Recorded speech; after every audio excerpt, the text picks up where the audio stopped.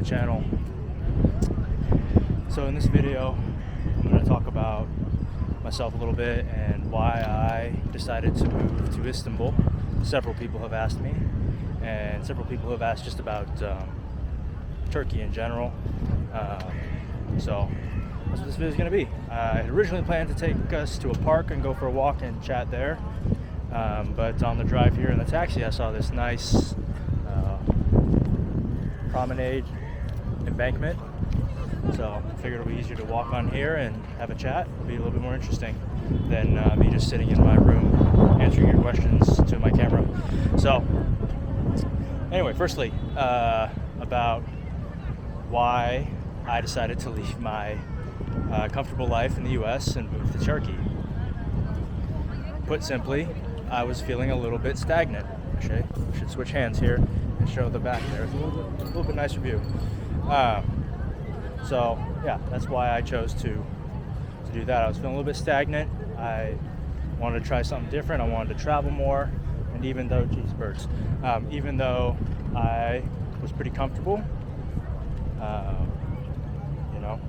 sometimes good is the enemy of great. So you gotta get out of your comfort zone and try new things.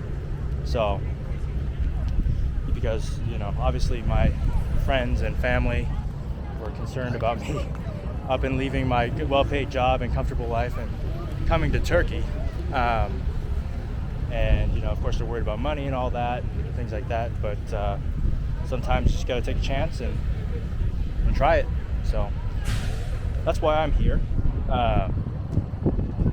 a nice view.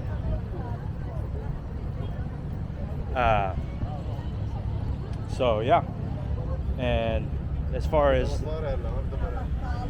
my tips about moving abroad or anything like that, I think that's one big thing is you have to be able to have an income. If you don't have an income, it's going to be, you can do it, but it'll be risky because you need to have some way to make money. Maybe you're a self-starter and you can just come to another country and make it, but it's risky. So unless you have just a huge amount of savings, or you have like a passive income or something, I would highly advise that you have some way of making money, be it a remote job or some way of making money. Another big thing you need to consider when moving is safety. You want to be moving someplace safe, not just the country, but the neighborhood that you're going to be moving to. So do some research about the safety of where you're moving to. And so safety, it's important. Another one here, I had a list on my phone. Another one is learn some of the language of the country where you're going. This is something where I'm kind of, I have to kind of own it a little bit. I didn't do that at all. I came to Turkey and did not speak a word of Turkish, not one. Now I speak a little bit, but so my advice would be definitely learn a little bit of the language because it can be very helpful and it can save you a little bit of a headache.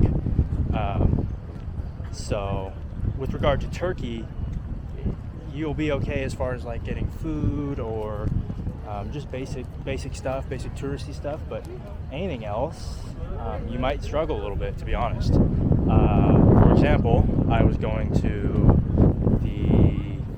a store to research home Wi-Fi, and I went in. This is big store, and I asked if they spoke English, and they said no. And I'm like, there's like 30 employees here, no one speaks any English, and they're like, nope. And I'm like, okay, like I think that's a little bit of BS, but okay. So stuff like that, it can be difficult. So yeah, learn a little bit of the language, whatever country, Turkey, any country you're going to. It doesn't hurt to learn a little bit of the language. So see you at the next point. No, thank you. Okay, next one is have a credit card or ATM card, bank card that you know will work overseas, one. Two is one that not only works overseas but isn't going to charge you convenience fees for having transactions in foreign countries, because a lot of them do, and it won't look like it's a lot, but it adds up quickly and it can cost you a lot of money, especially if you're living on a budget. So make sure you research on your bank cards and stuff like that and get one that's not going to charge you a convenience fee for every single transaction. The next one is another big one, is make sure you have access to medical care, because if you're traveling somewhere and you don't have medical care, then 1453. It's a big year in the history of Constantinople, Istanbul. So if you're traveling and you don't have access to medical care, or you're living in another country and you don't have access to medical care, that could be a big problem. Not only because of, big stuff like maybe, I don't know, break your arm or something like that, but like something as simple as like if I'm walking and I just, I stumble over one of these curbs at a step here, and you roll your ankle and you can't have medical care, then that's going to be a big deal. That's really going to kind of suck. So yeah, make sure you can have access to medical care. What's the other ones? Let's see here.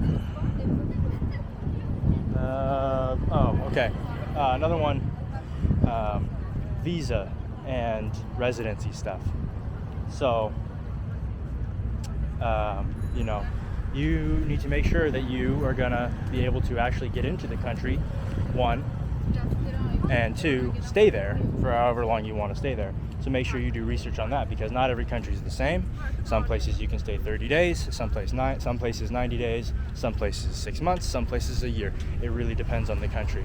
So if you are going to come to Turkey and you're an American, I don't know about other countries, but American, you can stay for 90 days on a visa, on a tourist visa. And then you have to either leave for another 90 days or become a resident. So those are your options with Turkey. So if you're looking to move abroad, make sure you do some research with that. And then lastly, I guess with regard, this is everywhere too, but with regard to Turkey, look out for scams. If you come here, there's a lot of scammers on the streets. Just simple stuff like they'll drop something and you'll pick it up and they'll thank you profusely, but then they'll try to trick you into paying for something. Stuff like that. And kind of circling back to the visa thing, there's also companies out there that say, they'll make it very convenient for you to apply for the Turkish visa, when it's very convenient anyway to apply for it. It doesn't take much. I think I got mine in about 10 minutes, and it was not very expensive.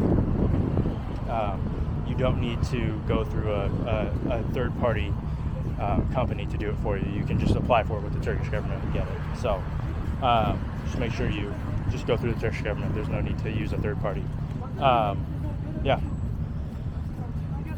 So, and then I guess just generally about Turkey, why did I choose Turkey?